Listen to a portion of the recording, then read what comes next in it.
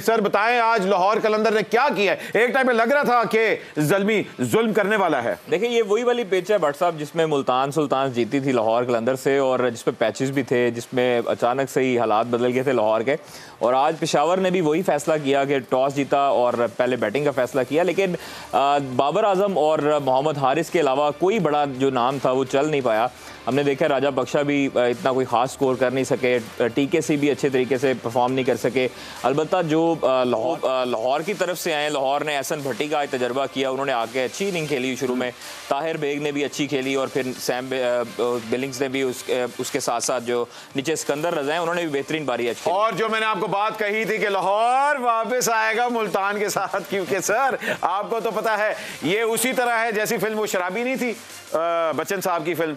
अरे बच्चन साहब से याद आया, आज गंदापुर भी आए हुए हैं हमारे साथ। सर पहले तो मैं ये कहना चाहता हूँ ये गंदा नहीं गंडापुर है। गंडापुर, सॉरी। और दूसरी बात मैं यहाँ पे कहना चाहता हूँ कि इन साहब का नाम मैं नहीं जानता, पहली दफा मेरी मुलाकात हो रही है जी। लेकिन मैं खान साहब के पास इनका जिक्र जरूर करूंगा। इनको हमारा वकील होना चाहिए। जिस तरह ये बोलते हैं, जितना ये बोर करते हैं, खान साहब पे ये 95 केस हो गए हैं। मैं कहता हूँ आराम से बोर कर करके सारी जुबान तक करवाएंगे। माफी चाहते हैं, हुण साडा जी हो गया जी, हुण तबसरा भी साडी जुबान च करया करेगा। मौला खैर करे, आज बाबर आजम बहुत अच्छा खेले हैं, अल्लाह ताला ने इनको वो इज्जत दी है, भलाई खैर। अब जब भी ये पिच पे जाएंगे ऐसा ऐसा चौका मारेंगे कि सारे जो है ना वो जितने भी है सारे पहाड़ भाग जाएंगे। गांडापुर साहब भी आपके साथ कटी पहाड़ी कौन है? ये वो नालायक ट्रांसपोर्टर है। अच्छा, जिसके साथ मेरी ऑडियो लीक हुई। ऑडियो ये वो ट्रांसपोर्टर है। अच्छा, और आपने अलमारूफ ये जो हमारा ब्रांड है आपने इसका जिक्र ही नहीं किया। ये क्या है जी? ये शहद की बोतलें? शहद की बोतलें। और क्या है?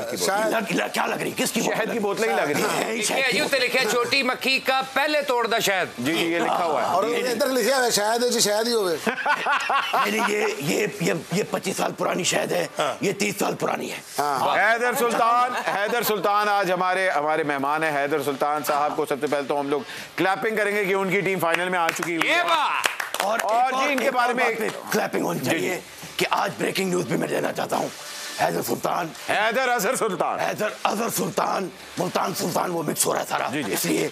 और पूरी मुल्तान की टीम और पूरा मुल्तान शहर जो है वो पीटीआई में शामिल हो चुका है। तालियां होनी चाहिए। वाह वाह वाह। अच्छा जी, हैदर अजहर सुल्तान और मुल्तान सुल्तान जब से ये आए हैं, मुल्तान सुल्तान की किस्मत बदल गई है। 3 दफा फाइनल में लेके आए हैं। अगे तो फिर जाहिर गल है मौला दा करम फाइनल भी जीत जाता है। मगर आपको गोल्डन सीईओ कहा जा रहा है। जब से आप आए हैं, आप जिस टीम पे हाथ लगाते हैं वो फाइनल तक आ जाती है। ये आपके हाथ का कमाल है या किसी और चीज का कमाल है? पहले 2 साल गालियां भी बड़ी खाई थी जब क्वालिफाई नहीं किया था। क्योंकि मैं मुल्तान के साथ PSL 3 से ही हूँ। That was my first year. तो पहले 2 साल तो हमने ज़रा स्ट्रगल किया था क्योंकि लोकल कोर नहीं डेवलप हुई थी। लेकिन अल्हम्दुलिल्लाह पिछले 4 सालों से हम लोगों ने ग्रुप स्टेज हमेशा टॉप 2 में फिनिश की है। और बल्कि जो एक आधा साल हम फाइनल में नहीं पहुंच सके उसके पीछे मैं समझता हूँ एक बुनियादी वजह ये थी कि हमारा जो मोमेंटम बना हुआ था वो कोविड ब्रेक की वजह से टूटा था। अच्छा। जिसके बाद से हमारे काफ़ी की खिलाड़ी नहीं आए थे, तो वो एक मोमेंटम तब टूटा था। लेकिन उसके बाद से 3 कंसेक्यूटिव फाइनल्स। भाई आपने मोहम्मद रिजवान को वर्ल्ड क्लास सुल्तान बना दिया, जहां उसको कोई उस टाइम पे मुंह नहीं लगाता था और चांस भी नहीं देता था। आपने मोहम्मद रिजवान को वाकई now he is one of the if not the best batsman in the world right now. He is an इसके एक्स्ट्रा पैसे लेते इसके बाद में बात करते हैं। मोहम्मद रिजवान को मैं मतलब अल्लाह ताला से जितनी और कामयाबी दे। आमीन, आमीन जी, मेरी यही दुआ है उसके लिए, उसे अपने बच्चों की खुशियाँ दिखाए, क्योंकि वो एक इतना नेक और अच्छा लीडर है। जहाँ तक आपने कहा कि पहले वो सिलेक्ट नहीं कराते थे, मैं आपको ये बात भी बताऊँ, मेरा पहला PSL था PSL 3।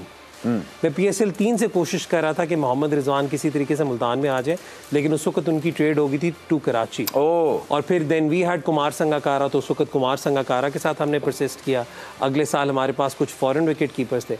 तो लेकिन ये कि रिजवान बहुत अच्छे तरीके से समझते हैं कि मुल्तान की क्या फ़िलॉसफ़ी है, हम कैसे आगे लेकर चलना चाहते हैं। नहीं, हीरे तो वाकई ही आप ढूंढ लेते हैं। उसी तरह आपने एहसानुल्लाह को भी ढूंढा, एक फ्लड विक्टिम थे जिनको आपने ढूंढा और उनको ग्रूम किया। और आज एहसानुल्लाह, क्या बात है जी, क्या बात है।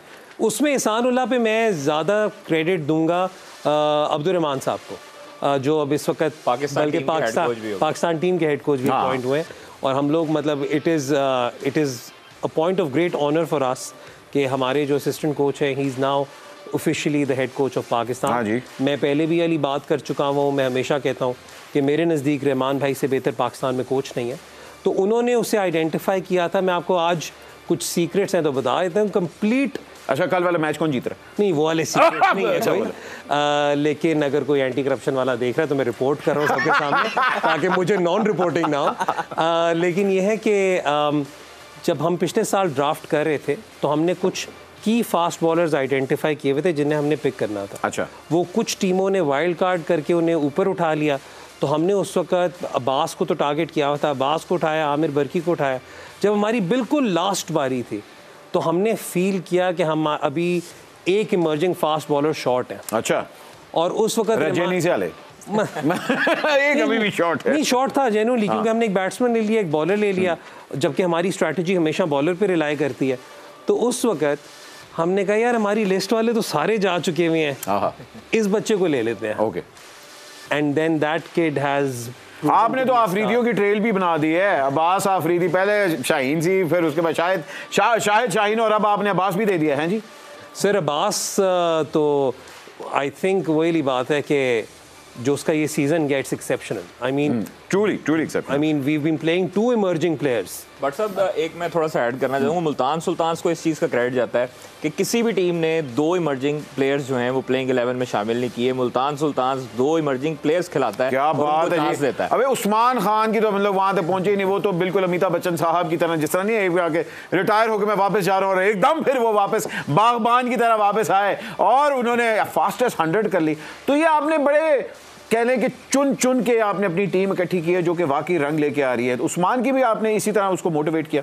उस्मान के साथ तो ये चक्कर है कि उस्मान ने PSL 6 में 81 मारा था। कोयटा ग्लैडिएटर्स में, कोयटा ग्लैडिएटर्स की तरफ से उन्होंने मारा हमें था। तो हम मैं नहीं छड़ांगा नहीं, तो उसके बाद से उसे मॉनिटर करते रहे थे। फिर ये हुआ कि T10 लीग हुई, T10 में I believe player of the tournament था उस्मान। और हम उस तब से ही वी वर इन टच। हमने उनसे बात की हुई थी, हमने कहा था हम उन्हें आइडेंटिफाई करके बैठे हुए हैं, we are interested in seeing him. Original जो हमारी स्ट्रैटेजी थी उसमें उस्मान ने खेलना था, we were going to go with 2 foreign batsman and 2 foreign bowlers. फिर हमारे 4 मेन स्ट्रीम बॉलर्स जिन्हें हमने पिक किया हुआ था वो अनअवेलेबल हो गए due to injuries and different reasons. अच्छा, अनअवेलेबल से याद है, गंदापुर साहब मुझे बार गंदापुर कर करके मुझे गंदा ना करो। अच्छा, क्या नाम है अपना? हैदर साहब जी। आपको आज एक सीक्रेट देता हूँ, सीक्रेट। अगर तो बॉलिंग तगड़ी करनी है, ठीक है ना, तो ये छोटी मक्खी का शहद हमारी स्पेशलिटी है। ना लेना ना, मैं पहले नहीं एक सेकंड ना लेना सर, मैं तो शर्जील मेमन को लेके दिया। मेरी बात सुने जी, ये छोटी मक्खी का शहद आपने अपने बैट्समैन को पिलाना है। अगर आपने बॉलिंग तगड़ी करनी है, मैच से 15 मिनट पहले 15 मिनट पहले आपने ये पिलाना है, ठीक है? बहुत सप्लाई है आपके भाई के पास, बहुत सप्लाई है, बहुत पड़ी हुई है। सर मुझे लग रहा है दूसरी टीम को मुझे पिलाने की अगर तो आपने हारना है तो फिर तो दूसरी को पिलाना है। नहीं, ये 15 मिनट पहले पीना है कि लाना है?